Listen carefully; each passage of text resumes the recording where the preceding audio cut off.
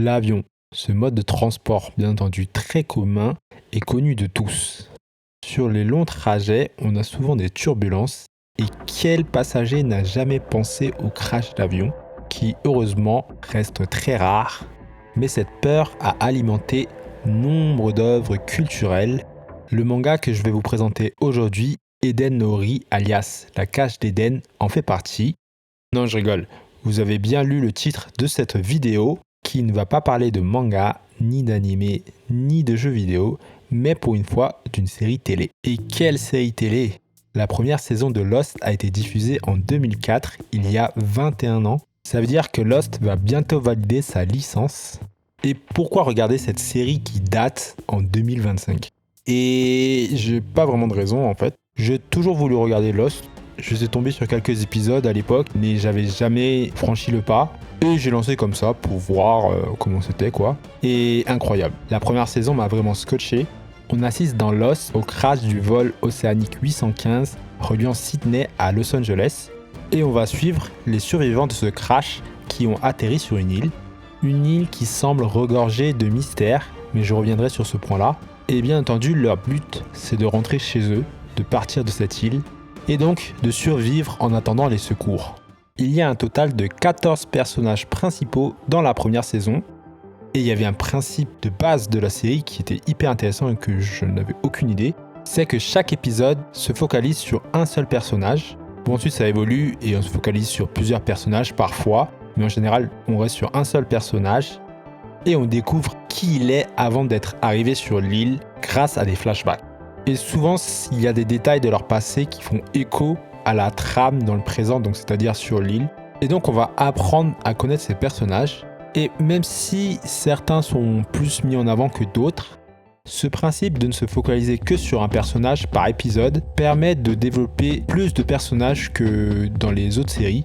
Par exemple, Jack Shephard peut être considéré comme le héros de l'histoire, puisque c'est le premier dont on a eu le point de vue, et celui qui aura le plus d'épisodes centrés sur lui.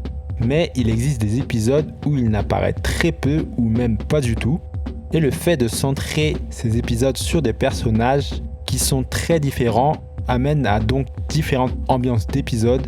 Et chacun aura ses personnages dont il adore les épisodes centrés sur, ou à l'inverse qu'il les déteste. Moi, ceux de Jack m'ennuyaient, honnêtement, alors que ceux de John Locke, alias le GOAT, étaient bien plus intéressants de mon point de vue. Et même s'il y a un fil rouge, on a plusieurs trames en parallèle qui se déroulent sur l'île vu qu'on a beaucoup de personnages.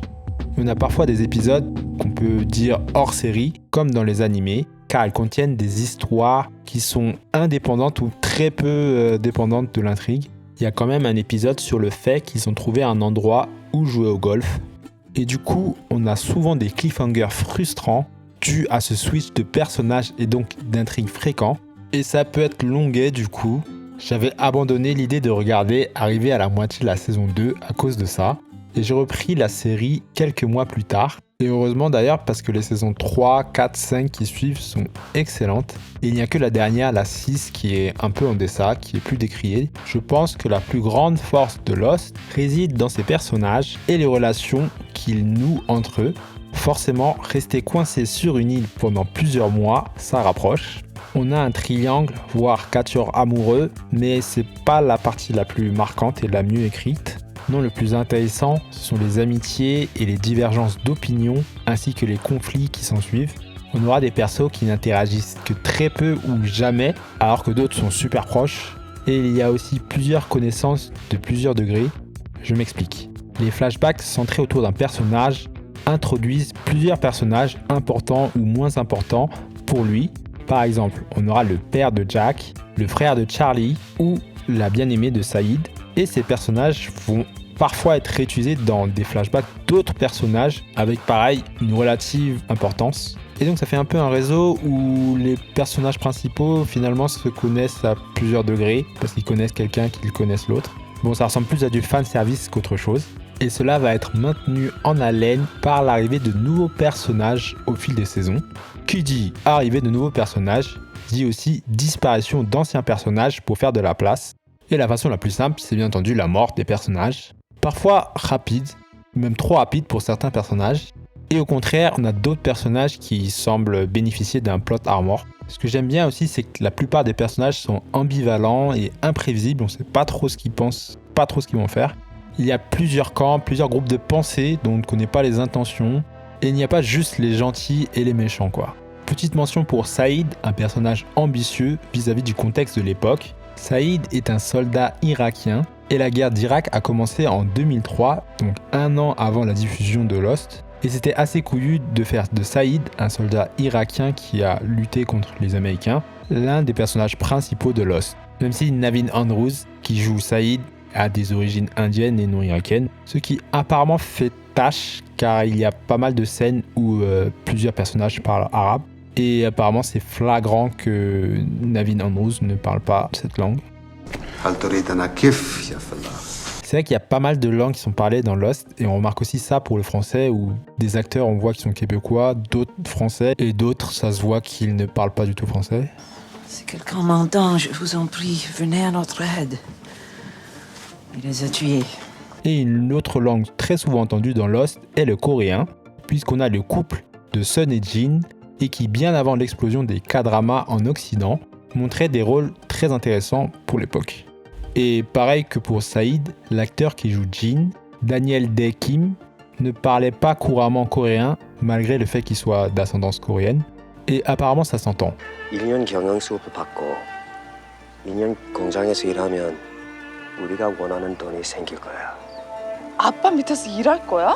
Ça ruine un peu l'immersion, mais pas toutes les œuvres peuvent être comme Inglourious Basterds. E lei? Dominic De Coco. Come? Dominic De Coco. Bravo, bravo. Je tiens aussi à souligner la performance des acteurs.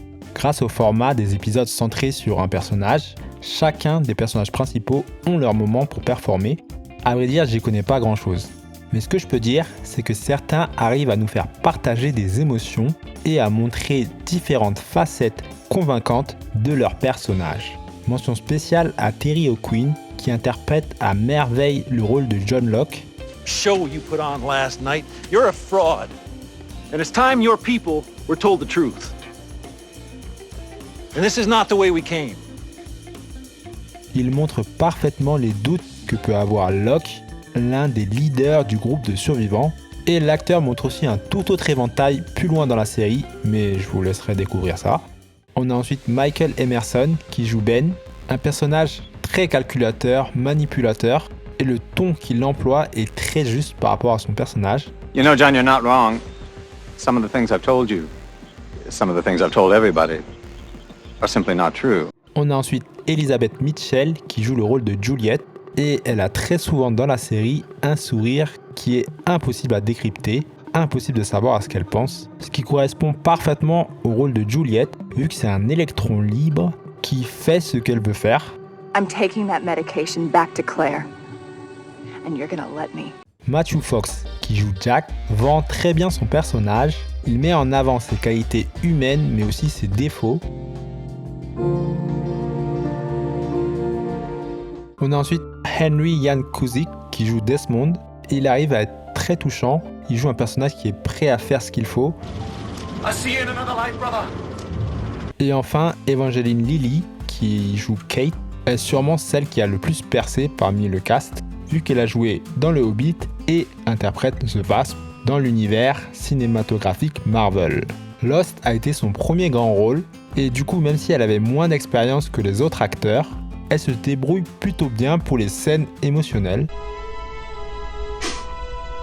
I'm so sorry for everything that I have put you through. J'ai beaucoup parlé des personnages, mais qu'est-ce qui se passe sur cette île?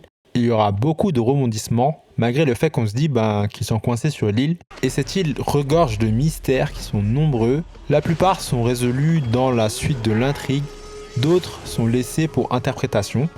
Il y a pas mal de foreshadowing aussi. Et Lost possède une grosse communauté de fans qui continuent encore aujourd'hui à écrire des théories. Et encore, à l'époque, Internet n'était pas encore si démocratisé que maintenant.